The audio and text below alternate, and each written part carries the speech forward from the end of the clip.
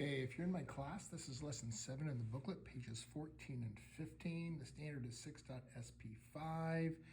And really, it's kind of a little bit of a review on mean and median, and also it's covering interquartile range and how to find that, which really is kind of finding the medians of the first half and the second half.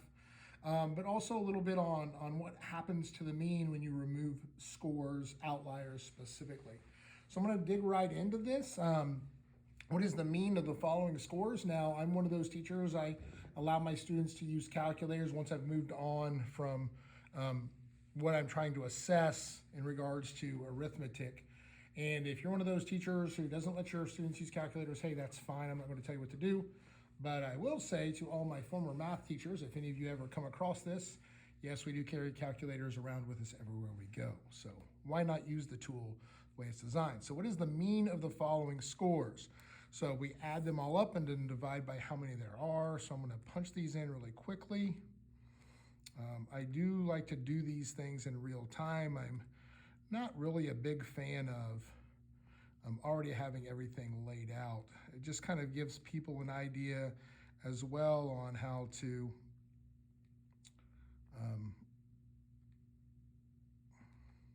on about how long it takes.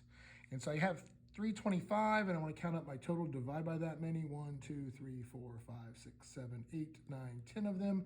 And so my mean is going to be 325 divided by 10. I'll go ahead and write that out. It's an easy one to do. And a lot of these means, I make them out of 10 possible. It just makes it easier for the division. So 32.5 is my mean. Now, what happens to if I remove the mean, remove the high score? What happens to the mean if I remove the high score? My high score in this case is 52. And so if I remove the 52, what's going to happen to my 32.5? Well, I can recalculate it. It's really easy to do. I take my 325 and I subtract that 52. And then I divide that by 9. And that gives me 30.3. And so it's going to drop. It's going to drop to 30.3, and that should make sense because if we're removing our highest, it's going to cause the mean to get lower. Just like if we remove the lowest, 7 in this case, that's our outlier for the next one. So what happens if I remove the outlier 7? Well, if I remove the lowest instead of the highest, then the mean is going to go higher. And so this is really just what I'm trying to get the students to understand is the mean will raise or will go up. And really that's all I'm trying to get students to understand from these two. I do have some review problems in here for mean, and also, you know, if you're given the mean, how do I find a missing number? So like, for example, I always do quiz scores or test scores. So if you've had 3 tests and you have a 4th one coming up, what do you need to score on that 4th test to get an A or a B?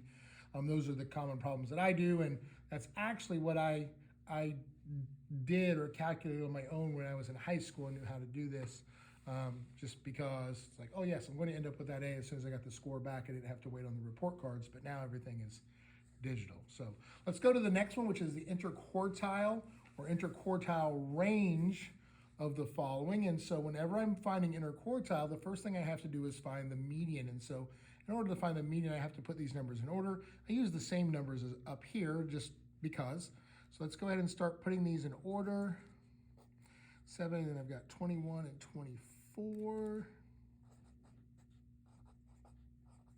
And 28. And then 30s, I've got 35, 38, and 31.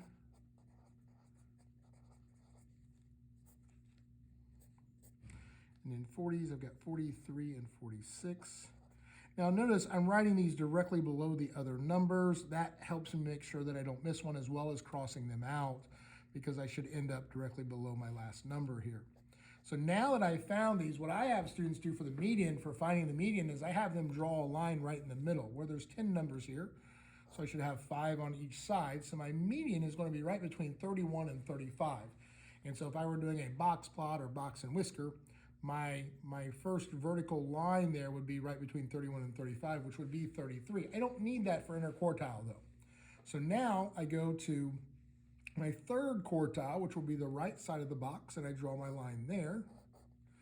I go to my first quartile, which would be the left side of the box in a box and whisker, and I draw my line there. And so my first quartile is 24, my second quartile is 43, or my third quartile is 43, I should say. My second quartile is actually the median. And so I do my third quartile, and I use my first quartile, and I subtract them because range is biggest minus smallest.